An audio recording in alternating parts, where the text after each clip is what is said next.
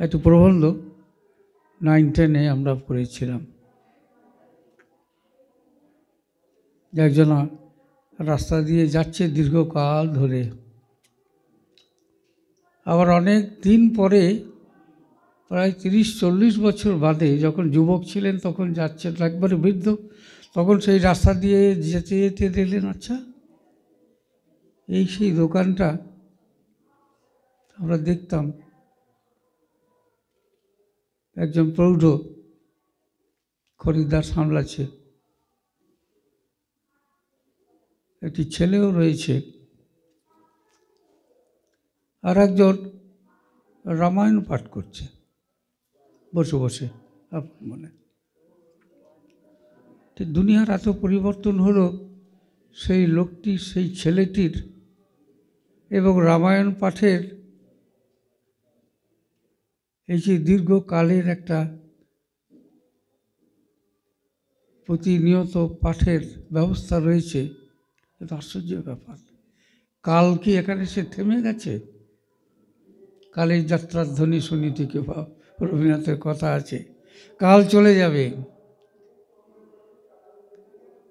চলে যাচ্ছিলেন, ঘুরে এসে তিনি তার কৌতূহল নিবারণ করার জন্যে জিজ্ঞেস করলেন, আচ্ছা আমি যখন যুবক ছিলাম তখন এই রাস্তা দিয়ে যাচ্ছিলাম আর আমাকে যেতে হতো, তখন এইটা প্রত্যেক দিনই আমি দেখতাম, একজন খরিদ্দার সামলাচ্ছে, একজন রামায়ণ পড়ছে, একটি ছেলে বসে আছে বা কিছু করছে।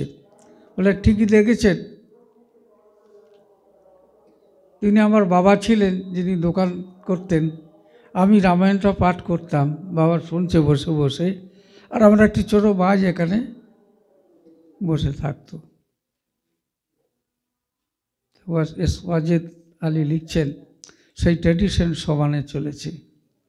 এই যে ভারতবর্ষ, এই ভারতবর্ষে রামায়ণ, মহাভারত, বেদান্ত শাস্ত্র আদি, উপনিষদ গ্রন্থাদি, পুরাণ কাহিনী এই চলছে। এই ভারতবর্ষকে এই যে সত্তা, জাগ্রত সত্তা, আবার আমি এখানেও বলতে পারি, আমি তো 95 সালের পর হঠাৎ আমাকে কার মনে পড়লো, তো সেই লোকটির মুখটা একবার দেখি, কোথায় কে আমাকে দেখার জন্য ব্যবস্থা করেছে। হ্যাঁ, ওই বৃদ্ধারা আসতেন, অনেক বেশি বৃদ্ধাই আসতেন আর কি, খেজুর গুড়ে পায়েস নিয়ে আসতেন। ডায়াবেটিস আছে বলে একদিন খেলে হবে না, কিছু হবে না। আর আমিও দেখলাম কেনই বা ছাড়ি, এখানেও সে একই অবস্থা দেখছি না, কোনো পরিবর্তন হয়নি, ওই রকম। শাশুড়ি চলে গেছে, বউরা এসেছে আর কি, বাবা মা চলে গেছে, মেয়েরা এসেছে আর কি। কারণ এই জায়গাটি শ্রীরামকৃষ্ণ তার বাল্যলীলা যেমন কামারপুকুরে, এখানে তার লীলা কাহিনী আছে আর কি। তিনি বলেছিলেন যে চালকলা বাঁধা বিদ্যা শিখব না, সেখানেও নেই, কিন্তু এখানে যখন উনি থাকলেন, এ পাশে দাদার টোল ছিল, তো আপনারা জানেন যারা আসছেন টাসছেন, সেই টোল থেকে কিছুদিনের জন্য তিনি এখানে পুজো করতে আসতেন, পুজো করতেন, ভালো পুজো করতেন। তার পুজো তো একবারে দেবতা জাগ্রত হওয়ার পুজো। এখানে যারা ছিলেন এই বাড়ির মহিলারা খুব স্নেহ করতেন। বছর 18 বয়স হবে, কথা বললেই বোঝা যায় খুব শান্তশিষ্ট ছেলে, ভদ্র ছেলে, আর খুব ভালো গান করতে পারে। গান করতেন সকলকে, এসে গেছো, বেশ, গান করতে বলেই গান করতেন টরতেন। তারপরে পূজার নৈবেদ্য তিনি নিয়ে যেয়ে এই নকুর আচার্যের দোকান ছিল এখানে কাছে একটি, উনি ওই কামারপুকুরের জায়গার লোক আর কি, তা সেখানে সেটি রেখে বলতে ঠাকুর একটা গান করো, ছেলেরা সব বলতো টলতো, উনি আপন মনে গান করে যাচ্ছেন, ওরা গামছার পুঁটলিটা খুলে তাদের যাবার যার নেয়ার নিয়ে খেয়ে দিয়ে তারা চলে যেত আর কি। ঠাকুর ভাবে বিভোরে গান করতে করতে দেখলি কিছুই নেই, তখন হাসতে হাসতে গামছাটা ছুড়িয়ে বলে, যা শালার গামছা। এই যে খেয়ে যাচ্ছে প্রত্যেক দিনই প্রায়, এতে তার কোনো বিদ্বেষ নেই, তারই বয়সী ওরা যারা করছে আর কি। কিছু কিছু মজার কথাবার্তা হতো। তা এই জায়গাটি একটি স্থায়ী আবাসন, স্থায়ী আবাসন যেন মনে হচ্ছে অপরিবর্তনীয়। এই থাম থাকবে, আপনারা যারা বৃদ্ধ হয়েছেন ভবিষ্যৎ প্রজন্মের মানুষ আসবে, আর এই কটি মানুষই আসবে আর কি। এরা বলছেন আমাকে যে ভক্ত আসে না, ভক্ত আসার তো কথা না, ভক্ত সম্মেলন করলেই ভক্ত আসবে না, পাঠ প্রবচন রাখতে হবে, বসে জপ ধ্যান করতে হবে অনেককে, এখানে ঈশ্বরের কাছে প্রার্থনা করতে হবে। তবে এটাও ঠিক, রাজনৈতিক কর্মকাণ্ড নয়। যারা আসছেন, এসেছেন, আসবেন, সকলেই ভক্ত। তারা এসে ঠাকুরকে ডাকবেন, যদি কোনো দুঃখ কষ্ট থাকে তাকে জানাবেন, তিনি প্রতিকার করবেন। এসব আশ্রম তো রামকৃষ্ণ মঠ মিশনের আশ্রম হচ্ছে ভাগবত ভক্ত ভগবান। আর আমাদের দিদিমার জয়নামবাটিতে এই বুড়ির মুখ থেকে বেরিয়েছিল একটি কথা, যে আমার হচ্ছে ভক্ত ভগবানের সংসার। ওই সময়তে তার মুখ দিয়ে এই একটি যে কথা বেরিয়েছে আর কি, একে নিয়ে গ্রন্থ লেখা যায়, এই কটি শব্দকে নিয়ে। কেউ না হলে তারও কষ্ট হতো। মা যেমন বলতেন, আজকে কেউ এলো না, ওই বৃদ্ধাও বলতেন, তাই তো, আজকে তো কেউ আসছে না, সারুর বেটা বেটিরা সমস্ত।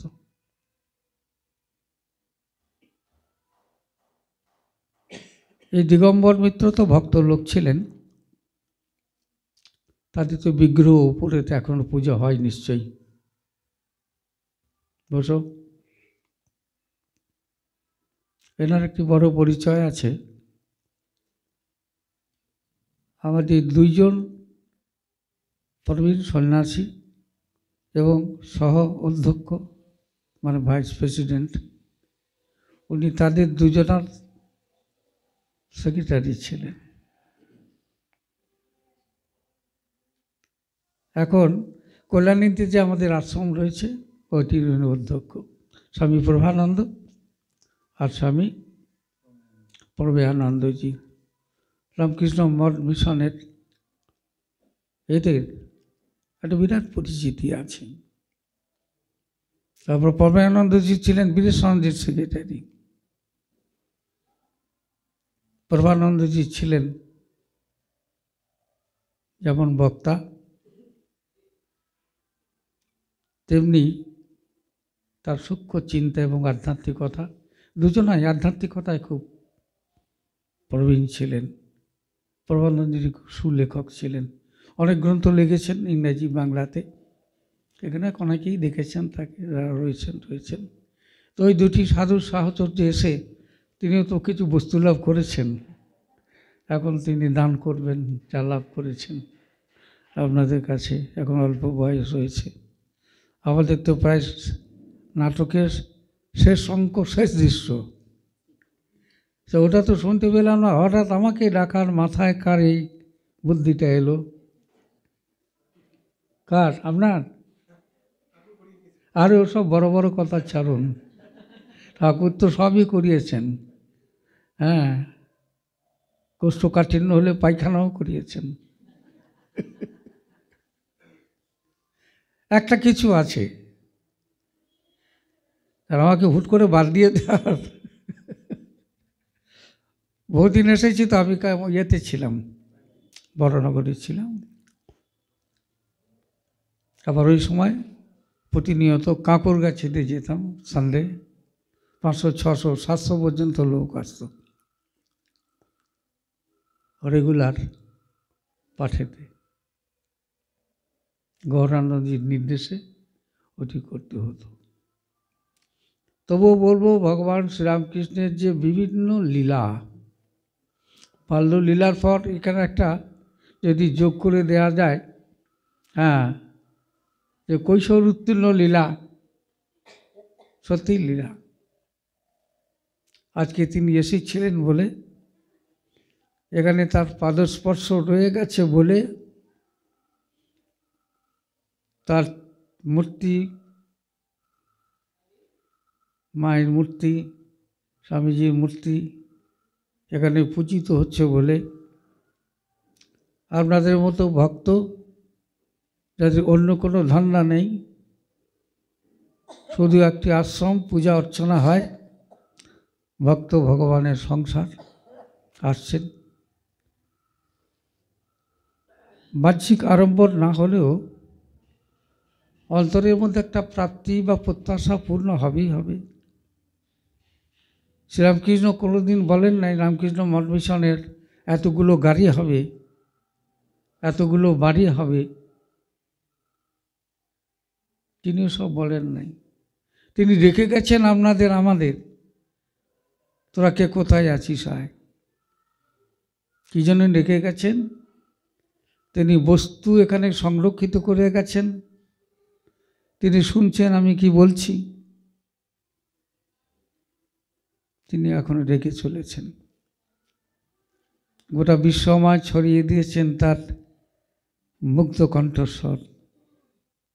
এই যে সঙ্গীতের লহরীটি শুনলেন, সেই বিশ্বের একদিক থেকে আর একদিকে প্রতিধ্বনিত হতে হতে হতে হতে তথাকথিত সমস্ত ধর্মের মানুষের অভ্যন্তরে, সকলের ভিতর প্রবেশ না করলেও কিছু কিছু মানুষ তো প্রবেশ করেছে, এখনও করছে। বেলুড় মঠে দাঁড়িয়ে থাকলে বোঝা যায়, যখন বাস সব আসে, ওই সব দেশের মানুষ আসে। আবার ঠাকুর মাকে একদিন বলেছিলেন যে দেখো, আমি অনেক দূর দেশে গেছি, সেখানকার লোক সব সাদা সাদা লোক, আর তারা আমাকে কি যত্ন করছে, তাদের ভক্তি ভালোবাসা আমার এখনো মনে আছে। মায়ের অল্প বয়স, মা তো বুঝতে পারতেন না ঠাকুরের বহু কথা। এই মানুষটি ভাবের বসে এসব কথা বলে যায়, যা প্রত্যেকটি শব্দ শাস্ত্র যেমন শুদ্ধ, মানুষের কল্যাণের জন্য শাস্ত্র, ঠাকুর যা বলেছেন সবটাই শাস্ত্র। একটা নতুন শাস্ত্র, একজন নতুন মানুষ, একটা নতুন যুগ, একটা নতুন দেবতা, একটা নতুন সমাজ গঠিত হতে চলেছে। এখনো পুরো হয়নি, কিন্তু হচ্ছে। ভাগবত ভক্ত ভগবান যেটি দিয়ে আরম্ভ করছিলাম, যে ঠাকুর ওই দক্ষিণেশ্বরের রাধা গোবিন্দের মন্দিরেতে বসে রয়েছেন, ভাগবত পাঠ হবে। এখানে ভাগবত গ্রন্থ নামানো রয়েছে। আর ভাগবত দিলাম, ব্যাসদেব লিখেছেন, ব্যাসদেব ভাগবত। কিছুক্ষণ বাদে তিনি দেখছেন, ভাবচক্ষে দেখছেন, ভগবান শ্রীকৃষ্ণ তো সামনেই দাঁড়িয়ে রয়েছেন, তার অধরের মধুর হাসি ঠাকুর দেখতে পাচ্ছেন। এই মানুষটি হচ্ছে আনন্দমূর্তি, তার হাসি ছাড়া আর কিছু নেই। ঠাকুর তো কত কেঁদেছেন, মা দেখা দে, মা দেখা দে, মা দেখা দে। অশ্রু জলে গামছা ভিজেছে, বুক ভিজেছে, মাটি পর্যন্ত ভিজে গেছে, মেঝে, মাটি না বলে মেঝে পর্যন্ত। জানতে হবে সত্যি সত্যি মা কি একটি প্রস্তুতিময়ী মূর্তি, মৃন্ময়ী না চিন্ময়ী, প্রস্তরময়ী না চিন্ময়ী না মৃন্ময়ী। তা স্বভাবতই এই ডেকেছেন, ও সুসিক্ত নয়নে ডেকেছেন, হৃদয় বিদারণ ডাক নিয়ে ডেকেছেন, বলে তোরা আয়, কে কোথায় আছিস সাহেব। সেই পরবর্তীকালে সর্বস্বাই তিনি সর্বত্র সবসময় তিনি দেখতেন, যখন দেবতার প্রতি তিনি ভাবিত হতেন, সেই দেবতা তার সামনে এসে দাঁড়াতেন। ভাগবত মানেই ভগবান শ্রীকৃষ্ণ, শ্রীকৃষ্ণের মধুর লীলা। তা দেখছেন শ্রীকৃষ্ণ দাঁড়িয়ে রয়েছেন। কিছুক্ষণ বাদে শ্রীকৃষ্ণের অঙ্গ থেকে একটি অপূর্ব জ্যোতি এসে পড়ল ভাগবত গ্রন্থেতে। ঠাকুর লক্ষ্য করছেন, একটি জ্যোতি এসে ভাগবত গ্রন্থতে কিছুক্ষণ পড়ল। আরও কিছুক্ষণ পর আবার একটি জ্যোতি এসে এই ঠাকুরের সর্ব অঙ্গকে আচ্ছাদিত করে দিল। তার মস্তক, তার মুখ, তার দেহ সমস্ত সেই জ্যোতিতে আলোকিত হয়ে উঠল। কিছুক্ষণ বাদে তার অনুভূতি হলো যে ভাগবত এবং দাঁড়িয়ে রয়েছেন যিনি ভগবান শ্রীকৃষ্ণ, ভগবান আর ভক্ত হচ্ছেন শ্রীরামকৃষ্ণ। এই তিনে এক, একে তিন। সত্যি কথাই তো। যদি ভক্ত না থাকতেন তাহলে ভগবান কোথায় থাকতেন? শাস্ত্রে আছে একোহম বহুশ্যাম। এটি লীলা, এই যে জাগতিক লীলা। দেবতারে মোরে আত্মীয় জানি, আকাশে প্রদীপ জ্বালি, একটা কবিতা আছে সত্যেন্দ্রনাথ দত্তের। ঘরের ছেলের চক্ষে দেখেছি বিশ্বভূপের ছায়া, বাঙালির হিয়া অময়মতি আর নিমাই ধরেছে কায়া। শ্রীরামকৃষ্ণকে নিয়েছে কত গান হলো, প্রত্যেক গানই মাধুর্যমণ্ডিত গান। ওর যেমন গলা, কথাগুলিও সেরকম সুন্দর। শ্রীরামকৃষ্ণ কত গান যে গেয়েছেন তার ঠিক নেই। মাস্টারমশাই সপ্তাহে একদিন আসতেন, কিন্তু তিনি সতীধর ছিলেন, তিনি কোনোদিন ফোন আসে না। আজকেই ফোন আসছে, ভক্তি বেড়েছে, আমার প্রতি ভক্তি বেড়েছে। একটু ক্ষুণ্ণ হবেন, কিছু করার নেই, এই সংসারের অশান্তি। তবু আমাদের এনার্জি চলে যায়। এই ফোন হচ্ছে মহাশত্রু। আমি ফোন নিয়ে চলি, হ্যাঁ, আশ্রম থেকে বেরিয়ে এসেছি তো, যেতে দেরি হলে পরে ওরা আবার ফোন করবে। আচ্ছা, কেন আমাদের খাওয়ার ব্যবস্থা আছে তো? কি? হ্যাঁ হ্যাঁ, তাহলে তো আবার কথামিত ভবনে চলে যেতে হবে। হ্যাঁ, এক জায়গায় তো ভিক্ষা করতে হবে তো। এটাই আসল, খাওয়ার ভাবনা, বড় ভাবনা। তা সেই জন্যে এই শ্রীরামকৃষ্ণের দুঃখ, এই দুঃখ অন্তঃসঞ্জাত দুঃখ। এক একটি ভাবের সাধনা এবং অনুভূতি, এই লাভ করতে গেলে একটা সাধকের একটা জীবন চলে যায়। আর ঠাকুরের ছিল 18টি ভাবের সাধনা। সেই 18টি ভাবের সাধনা 12 বছরের মধ্যে কোর্স কমপ্লিট করে দিয়ে গেছেন তিনি। হ্যাঁ, এবং স্বামীজি কি শুধু দিয়ে গেছেন, সবটাই দিয়ে যান নাই, বাকিটুকু স্বামীজিকে করে নিতে হবে। কিন্তু তিনি পরিচালনায় এখনো সেই শ্রীরামকৃষ্ণ। আর সর্বতভাবে এই দুজনাকেই লালন করছেন আমাদের মা। আমরা তো মনে করি এই যে সঙ্ঘ, এই সঙ্ঘের এই বিস্তৃতি, এই সঙ্ঘের এত ভক্ত সম্মেলন, আজকে সমগ্র বিশ্বেতে একটা বিশেষ মানুষ রয়েছেন যারা তাদের ধর্ম ত্যাগ না করেও শ্রীরামকৃষ্ণ এবং মায়ের ওপর পাশ্চাত্য দেশেতে মায়ের একটা বিরাট প্রভাব বসেছে। এই যে ছবিটা দেখছেন না মায়ের, এই ছবিটা মা তো তার আগে কোনো দিন ছবি তোলেননি। স্বামীজির শিষ্যা নিবেদিতা, মিসেস অলিবুল, ওরা স্বামীজির সঙ্গে সব এসেছিলেন। মিসেস অলিবুল খুব বিখ্যাত ধনীর কন্যা, আর খুব বিখ্যাত তখনকার দিনের বেহাল আবাদক মিস্টার বুল। মায়ের সঙ্গে ঠাকুরের বিয়ে হলো 5 বছর আর 25 বছর না কত। আর মিসেস অলিবুল বিয়ে করলেন, ওর তখন 60 বছর বয়স, অলিবুলের 20 বছর বয়স, এতটা। হ্যাঁ, ইনিও ছিলেন খুব যন্ত্রসঙ্গীতে, গানেতে। তাও তো পরবর্তীকালে দীক্ষা হলো স্বামীজির টানেতে। এই দেশে ওরা এলেন, মায়ের সঙ্গে দেখা করলেন। স্বামীজি খুব ভাবিত ছিলেন, মা ওদের কাছ থেকে কত দূরে সরে বসবেন।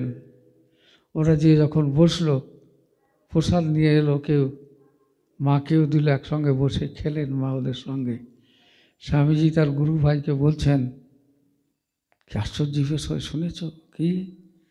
এরা সব মায়ের সামনে বসে, মা তাদের সঙ্গে বসে একসঙ্গে প্রসাদ খেল।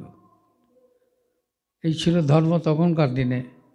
মা ধর্মকে বাস্তবায়িত করছেন ধীরে ধীরে। এখানকার লোকদের নিয়ে করার উপায় নেই। একজন হাড়ি বা মুচি, একজন ডোম, ঠাকুরের এরা বন্ধু ছিল। ডোম বন্ধু ছিল ঠাকুরের, বাগদি বন্ধু ছিল ঠাকুরের। এই নিয়ে গ্রামে সমালোচনা হতো। তারপর এরা থাকলো অনেকদিন। তারপর মিসেস বুল তিনি ফিরে যাবেন। তিনি মাকে বলছেন, মা আমি তোমার একটা ফটো নিয়ে যাব। মা হাসছেন, মনে মনে ভাবছেন মেয়ে মানুষের আবার ফটো। তখন তো ফটো হয়নি, তো বাড়ির ক্যামেরায় হয়তো হতো। ক্যামেরারই প্রচলন ছিল না আর কি, সামাজিক বাধা ছিল। এই নিয়ে বহু তর্ক বিতর্ক। তখন উনি বলতে বলতে নাকি তার চোখে জল এসে গেছে, যে ফটো পাওয়া যাবে না। নিবেদিতা বলছে, সে মা ওই অলি বলছে যে প্রত্যেক দিন এরকম মায়ের কাছে আসি, মাকে সাক্ষাৎ দর্শন করি, মায়ের ভালোবাসা আমার হৃদয়তে সঞ্জাত হয়। একে কেন্দ্র করে এখানে আছি, মাকে কেন্দ্র করে এখানে আছি বলছে। গুরুতত্ত্বরা রয়েছে। তা বলছে ও বাড়ি নিয়ে যাবে, বাড়ি নিয়ে যেয়ে তোমার পুজো করবে। এখানে যে পুজো দেখছে, একথা শুনে মায়ের হৃদয় গলিত হয়ে গেল। মা বললেন যে ঠিক আছে, কিন্তু এখানকার মানুষের আমার ছবি নিতে পারবে না, ওই দেশের লোক আমার ছবি নেবে। তা যাই হোক, এরা অ্যারেঞ্জমেন্ট করলো। হ্যারিংটন সাহেব ছিলেন, ওদের সব পরিচিত। নিবেদিতার ক্যামেরা রয়েছে, আরও ক্যামেরা রয়েছে, আরও ওদের সব রয়েছে। আমাদের গোলাপ মা রয়েছে, আর কেউ কেউ রয়েছে। প্রায় 10-15 জন মানুষ রেডি হয়ে রয়েছেন। মা বাইরের পুরুষ মানুষ থাকলে, যখন তিনি বাগবাজারেও রয়েছেন, তখন ঘোমটা ঢাকা থাকতো মুখ, মা এরকম করেই বসে থাকতেন। তা মা তো এরকম করে বসে আছেন, ওরা রেডি হয়ে রয়েছে। একবার তো উপরে তাকাতেই হবে।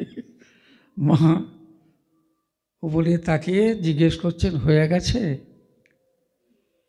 এই কয়েকটি শব্দ তাদের সামনে ধরে, সামনে রেখে তিনি বললেন, তখনই 30টা স্নান নেওয়া হয়ে গেছে। মাকে সবগুলো দেখানো হলো। মা এই ছবিটা পছন্দ করলেন। আজকে ভক্তবাড়ি থেকে আরম্ভ করে রামকৃষ্ণ মিশনের মঠ, মন্দির, সব জায়গায় মায়ের, আপনাদের বাড়িতেও এই ছবি। হ্যাঁ, আর এরও একটি ব্যাকগ্রাউন্ড রয়েছে। মায়ের একটা সময়ের রূপ ঠাকুর দেখেছিলেন, কিছু অপূর্ব রূপ। এই রূপ তিনি ঢেকে রেখেছেন। সেই রূপ নিয়ে যদি তিনি মানব সমাজের কাছে এসে দাঁড়াতেন, মানুষের চিত্ত বৈকল্য উপস্থিত হয়ে যেত। সেই রূপ হয়তো দেখেছিল মিসেস অলিবুল, এবং সেই রূপ এর মধ্যে রয়ে গেছে। যাদের চক্ষু রয়েছে, মাকে দেখার জন্য যাদের চোখের জল পড়ে, সেই ছোট্ট মেয়েটি বলছে না, ফটো দেখেছে বেলুড় মঠে, আর তার মা প্রণাম করে দাঁড়িয়ে আছে। বাচ্চাটি বলছে যে মা, তোমার ফটো এখানে, তোমার ছবি? হ্যাঁ। বাচ্চাটি দেখছে মায়ের ছবির মধ্যে তার মাকেই দেখছে আর কি। বহুজনায় দেখেছি। তো এই ছবি, এই দেখা মাত্রই মানুষের যুগ যুগ সঞ্চিত যে অন্ধতামসিকতা, এই যুগ যুগ সংকিত অন্ধতামসিকতা ধীরে ধীরে ধীরে ধীরে চলে যায়। চক্ষুরুন্মিলিতং যেন তস্मै গুরবে নমঃ। গুরু জ্ঞান চক্ষু উন্মিলন করে দেন। আর মায়ের রূপ আর একবার একজনা রেখেছিলেন, দানাকালীর স্ত্রী। তিনি শুনেছেন কার কাছে? দক্ষিণেশ্বরে এক সাধু থাকেন, তিনি খুব ভালো সাধু, যাকে যা বলে তাই হয়ে যায় নাকি। সেই কথা শুনে দানাকালীর স্ত্রী দক্ষিণেশ্বরে এসেছেন, হাঁটতে হাঁটতে এসেছেন, ঠাকুরের সঙ্গে দেখা করেছেন, প্রণাম করেছেন, দিয়ে তার মনের দুঃখের কথা বলেছেন। সংসারী স্বামীর এই অবস্থা, মদ্যপ, কোথায় থাকে কোথায় খায় জানি না, কি দুঃখে আমি সংসার করছি বাবা।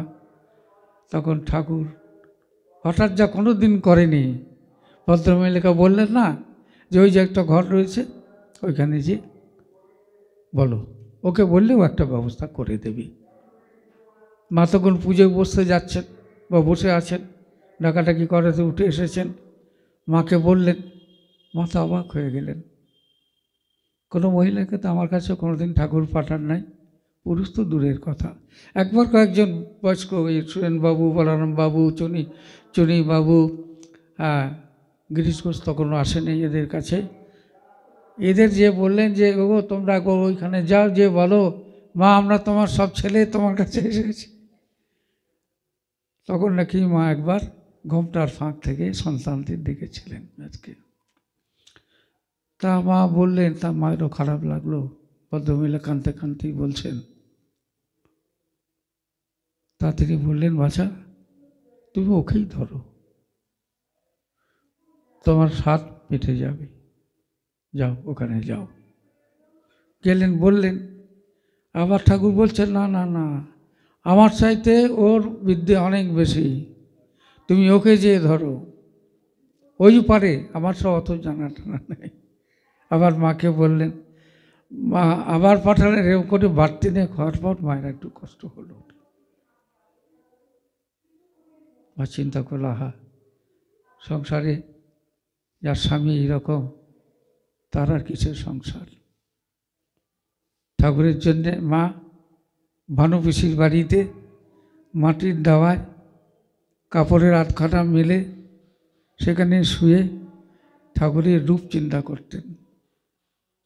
এই কঠিন কঠোর তপস্যা করেছেন প্রায় 4 বছর, 14.5 থেকে 17.5, 18। কাউকে বলেননি। ঠাকুরও অপেক্ষা করে রয়েছেন যে হ্যাঁ এবার সময় হয়ে গেছে, এবার তাকে আসতে হবে। আর তিনি আকর্ষণ করছেন, সুযোগ মিলে গেল। আপনারা তো জানেন, মা দিলেন একটি বেলপাতা দিলেন, দিয়ে বললেন এটা তোমার সবার ঘরেতে রেখে দেবে। মানে একবার অভ্যর্থ ঔষধ একবারে। কিছুদিন বাদে দানাকালী এসে হাজির ঠাকুরের কাছে,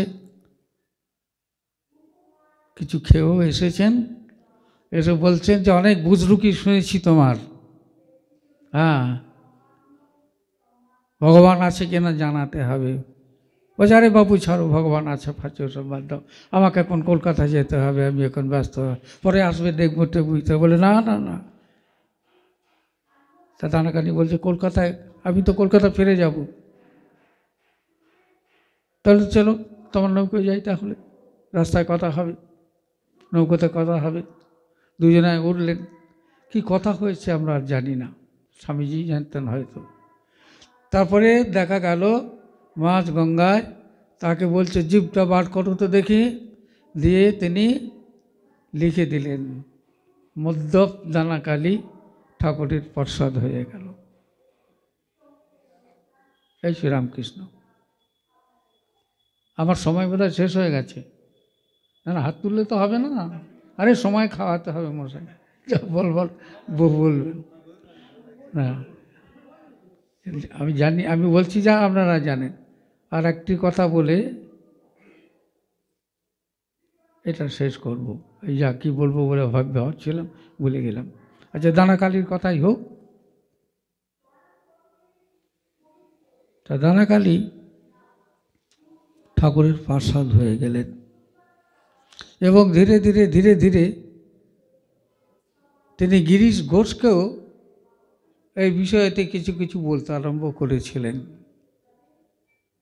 তার ঠাকুর জানতেন যে তার ভক্ত আমার কাছে আসবে, তারাই শেষ থাকের ভক্ত। জগাই মাদাই যেমন ছিলেন, শেষ থাকের ভক্ত হচ্ছে এই তিনি ঠাকুরের প্রথম এই আশ্রম তৈরির জন্যে ঠাকুর অসুস্থ কাশীপুরে, তার জন্যে সমস্ত খরচ খরচা দিয়ে যেতেন 5 টাকায়। তখনকার দিনে একটি রুকে কলকাতায় থাকা খাওয়া চলতো। ওই সময় সোরেনবাবু 100 টাকা দিতেন মাসে মাসে। মদ এবং মদের সঙ্গে আনুষঙ্গ সমস্ত সোরেনবাবুর ছিল। কিন্তু ঠাকুর তার মানুষ চোখে দেখতেন এই লোকটি অকপট, এই আমার জন্য এত টাকা খরচ করছে, এর জন্যে এর কোনো অর্থের জন্য কোনো মনোকষ্ট হয় না। তার হৃদয়টা ঠাকুর দেখতে পেতেন এবং ঠাকুর তাকে ধাওয়া করেছে যখন সে পতিতার বাড়ি যে হাজির হয়েছে না, হাজির হবে। ঠাকুর যে সেই বাড়ির উঠানে দাঁড়িয়ে রয়েছেন, সোরেনবাবু দরজা খুলে হাঁ হয়ে গেছে। কোথায় আছি? দক্ষিণেশ্বরে আছি, একটি পতিতালয়ে আছি। ঠাকুর হাসছেন। সোরেনবাবু মাথা নিচু করে ঠাকুরের পিছু পিছু বেরিয়ে গেলেন। পরবর্তীকালে আর সেই বাড়িতে কোনো দিন তিনি ঢোকেন নাই। এই পতিত পাবন শ্রীরামকৃষ্ণ। পরবর্তীকালে প্রতাপচন্দ্র মজুমদার কথা বলছেন রমাললার সঙ্গে। রমাললা ঠাকুরের জীবনী লিখবেন, তখন কিন্তু নোবেল লরিয়েট তিনি, সুলেখক। জিজ্ঞেস করছেন আপনারা প্রতাপবাবু মানে প্রতাপচন্দ্র মজুমদার ব্রাহ্মণ সমাজের। স্বামীজি যাওয়ার আগে তিনি আমেরিকায় গেছিলেন এবং তথাকথিত হিন্দু ধর্মের নিন্দাবান্দা করে খুব পপুলার হয়েছিলেন ওই দেশেতে আর কি, আমেরিকাতে। তা প্রতাপবাবুকে জিজ্ঞেস করছেন, আচ্ছা শেষের দিনে তো আপনারা আর শ্রীরামকৃষ্ণের কাছে যেতেন না? বলে হ্যাঁ, আমরা যেতাম না। কেন, হঠাৎ কি হলো আপনাদের? আপনি তাকে নিয়ে বই লিখেছেন, তাকে কত কদর করে আদর করে আপনারা সব নিয়ে এসেছেন তাকে, হঠাৎ তাকে আপনারা পরিত্যাগ করলেন কেন? কিছুক্ষণ চুপ করে থেকে তিনি বললেন, দেখুন কি বলবো, এই সামাজিক নীতি নিয়ম সব লঙ্ঘন করছেন উনি। ওই বারবাউনিতা যারা রয়েছে তারাও সব তার কাছে আসছে এবং তিনি তাদের সঙ্গে কথাবার্তা বলছেন, হয়তো গানও শোনাচ্ছেন। তারা এসে প্রণাম করছেন, তাদের উপদেশ দিচ্ছেন, এইবার এইগুলো করো, আর না এইগুলো করো। তাদের নামগুলো আমি ভুলে গেছি। আমার প্রবন্ধে আমি একটি লিখেছিলাম, 12-14 জনার নাম আমি ওই শ্রেণীর মহিলাদের বার করেছি এবং লিখিতভাবে উদ্বোধনে ছাপাও হয়েছে। তখন উনি বলছেন, তাই নাকি? ওরাও আসতো, তিনি ওদের গান শোনাতেন, কথা বলতেন? হ্যাঁ মশাই। তখন তিনি তার স্বতঃস্ফূর্ত একটি সেন্টেন্স বললেন, no doubt is there, he is the youngest brother of our Jesus Christ. বলে আর কোনো সন্দেহ নাই, আমাদের প্রভু ভগবান যিশু তিনি ছোট ভাই, যেমন দাদা তেমনি ভাই। যিশুকে যখন ক্রসবিদ্ধ করার জন্য নিয়ে যাওয়া হচ্ছে, তখন আর কেউ নেই, সঙ্গে যিশুর মা মেরি আর একসময়ের পতিতা মেরি ম্যাগডালিন, এই দুই মেরি পিছনে পিছনে যাচ্ছে আর কি। তারা দেখছেন, তাকে দাঁড় করানো হয়েছে, ছবি দেখেছেন তো, সেখানে পেরেক মারছেন সমস্ত, তারা কাঁদছেন, খুব স্বাভাবিক কথা, গুরু এবং পুত্র। আর যিশু কি বলছেন, হে ভগবান, এরা অবোধ, এরা জানে না কি অন্যায় কাজ করছে, তুমি এদের ক্ষমা করো। এরা অবোধ, এরা জানে না কি কাজ করছে এরা, তুমি এদের ক্ষমা করো। এই হৃদয়বত্তা, ভগবানের হৃদয়বত্তা, এরা অবোধ ভুলই করছে। যখন ঈশ্বরের বিশ্বাস আসবে, যখন ঈশ্বরকে স্মরণ করে মানুষ আনন্দ পাবে, তখন তার প্রত্যেকটি কর্মের মধ্যে তাকে দেখবে, প্রত্যেকটি কর্মের মধ্যে যিশুর ধর্ম দেখবে, ঈশ্বরের ধর্ম দেখবে। এই হচ্ছে ধর্ম। এই ঠাকুর এসেছিলেন ওই রকম শেষের দিনে। তখনকার দিনে ভদ্রলোকরা যারা থিয়েটার দেখতে যায় না, ঠাকুর সেখানে থিয়েটার দেখতে গেলেন। শুধু দেখতে গেলেন না, ওই বিনোদিনীকে দু হাত মাথায় রেখে তিনি স্পর্শ করলেন, মন্ত্র দিলেন, বলমা হরি গুরু, গুরু হরি, হরি গুরু, গুরু হরি। আর একবারে শেষের দিনেতে কোনো মানুষকে, কোনো ভক্তকে যেখানে ঠাকুর কাছে যেতে দেয়া হচ্ছে না, কাশীপুরের সেই দুতলায়, বিনোদিনী বলছে আমাকে যেতেই হবে। তখন কালীপদ বাবুকে বললেন, এক কাজ করো, আমি এমন মেকআপ দিয়ে যাব, আমাকে মেয়ে মানুষ বলে বুঝতে পারবে না, আপনারা তো জানেন। সেই মেকআপ দিয়ে তিনি প্যান্ট শার্ট পরে, আমাদের যিনি পাহারা দিচ্ছিলেন, কাউকে যেতে দেব না, নিরঞ্জন মহারাজ, তিনিও সাহেব দেখে সরে গেলেন। ঠাকুর চেয়ে দেখলেন, তুই এসেছিস? হ্যাঁ। বলছেন, দুই চোখের জলে দুই পা ভিজিয়ে দিল, দিয়ে প্রণাম করে কাঁদতে কাঁদতে বেরিয়ে গেল। এই প্রতিটি মানুষের মধ্যে তিনি মানুষকে তিনি দেবতাই দেখেছেন। হ্যাঁ, সেই জন্য স্বামীজি ওই জীবে প্রেম করে যেই জন সেই জন সেবিছে ঈশ্বর। জীব শিব এই তত্ত্ব আছে একটা। এই শ্রীরামকৃষ্ণ, এই কথা যেখানে হয় সেটি শুদ্ধ বৈকুণ্ঠ হয়ে যায়। এখানে যারা এসে সব প্রণাম করবে, প্রার্থনা করবে, বৈকুণ্ঠ হয়ে যায়। তার সেবার জন্য যারা কিছু কিছু দেবে, বৈকুণ্ঠ হয়ে যায়।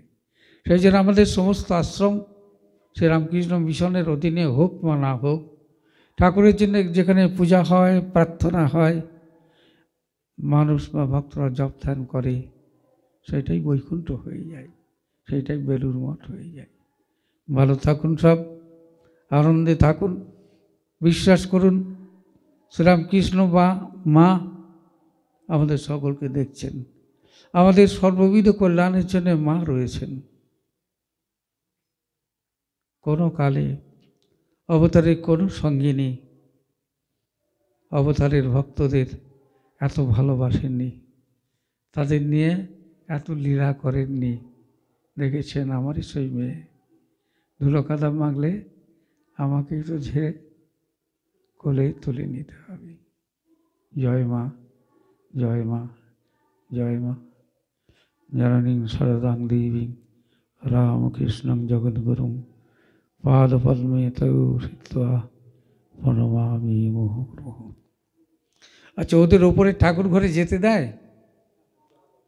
আমি একবার যাবো, মহারাজ আরম্ভ করুন, আর উঠুন, একটু পায়চারি না করলে এতক্ষণে বসে থাকার ব্যথাটা যাবে না।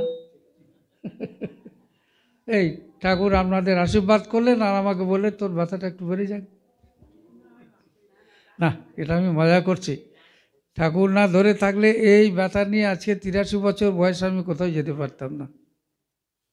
আর যতদিন আমি বেঁচে থাকবি, শেষ দিন পর্যন্ত জানো আমি এরকম কোনো একটি আশ্রমে এমনকি কোনো ভক্ত বাড়িতে ঠাকুরের কথা বলতে পারি। ভালো থাকুন, সুখে থাকুন।